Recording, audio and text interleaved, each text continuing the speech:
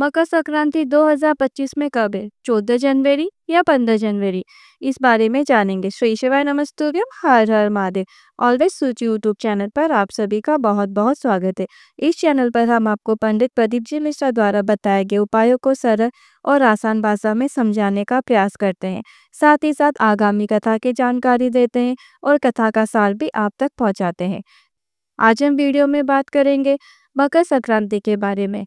मकर संक्रांति के उपाय और जानकारी देने वाले हैं। 14 जनवरी या 15 जनवरी कब है मकर संक्रांति?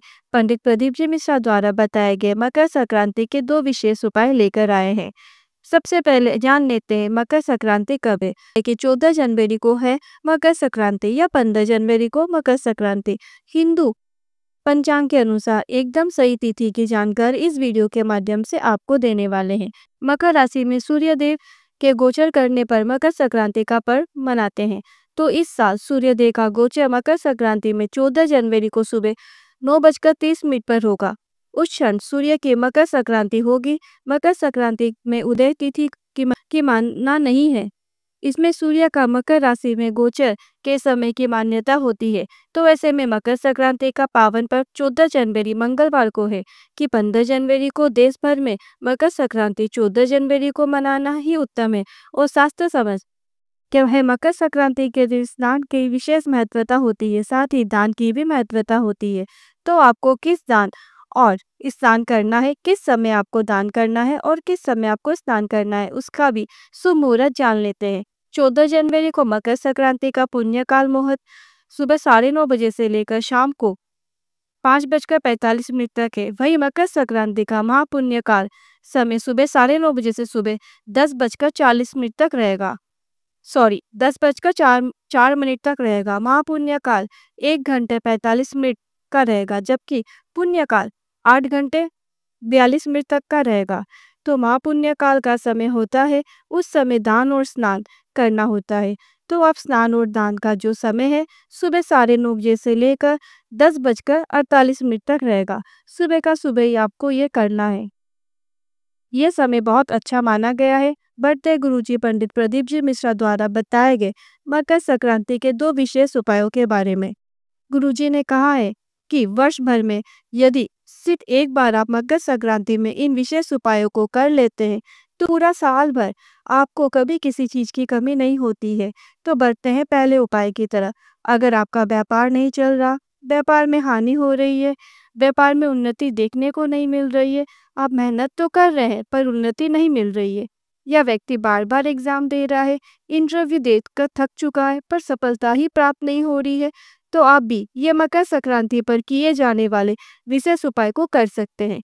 इस उपाय को करने के लिए आपको थोड़ी सी काली तिल्ली की आवश्यकता होगी और 5 वृक्ष की पत्तियां, जिसमें आप बेल वृक्ष की पत्ती ले सकते हैं, पीपल वृक्ष की पत्ती ले सकते हैं, बट वृक्ष की पत्ती ले सकते हैं, समी का पत्ता ले सकते हैं और आंवले वृक्ष की एक पत्ती ले सकते हैं। साथ ही आपको एक बबूल के कांटे की भी आवश्यकता होगी।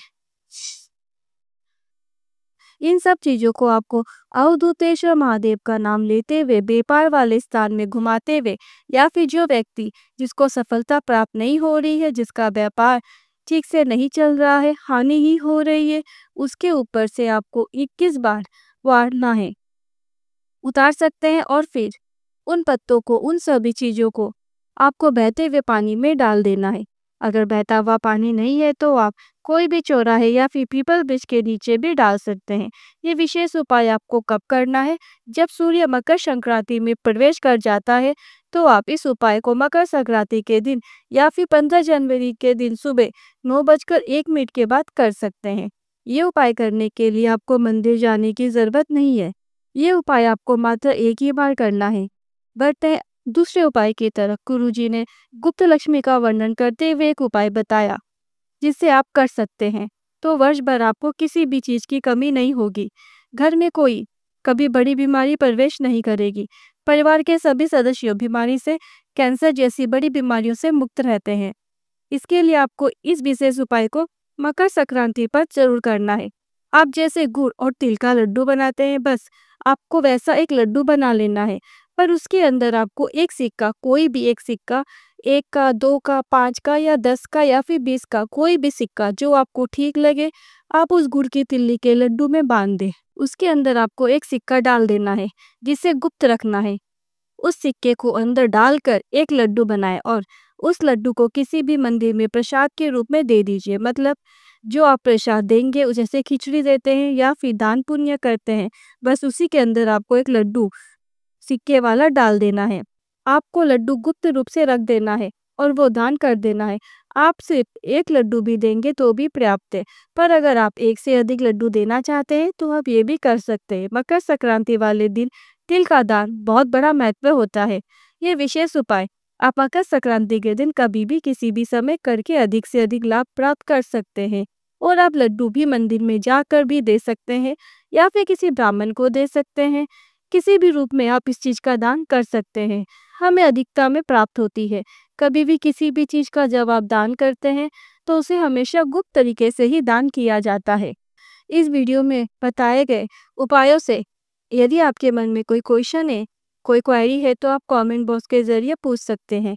आपको शीघ्र अतिशीघ्र जवाब देने का पूरा प्रयास किया जाएगा, या आप चाहे तो हमें इंस्टाग्राम में भी पूछ सकते हैं। वीडियो जरा भी उपयोगी लगा हो तो लाइक, शेयर और कमेंट करें। वीडियो को पूरा देखने के लिए बहुत बहुत थैंक यू। अब यहाँ तक आए तो कमेंट में महादेव का कोई सा भी प्यारा सा नाम ज़रूर लिखें। वीडियो कैसा लगा, हेल्पफुल आए तो मुझे कमेंट कर ज़रूर बताएं और वीडियो को लाइक ज़रूर करें ताकि हमें भी मोटिवेशन मिलता रहे कि हमारी मेहनत जो है सफल हुई है। तो कमेंट ज़रूर कीजिएगा। व्हाट्सएप ग्रुप सबके लिंक डिस्क्रिप्शन के अंदर है और कमेंट बॉक्स में पिन कर दिया गया है। आसानी से आप ज्वाइन कर सकते हैं। मिलते हैं अगली वीडियो में। श्री शिवाय नमस्तुभ्यम। हर हर महादेव।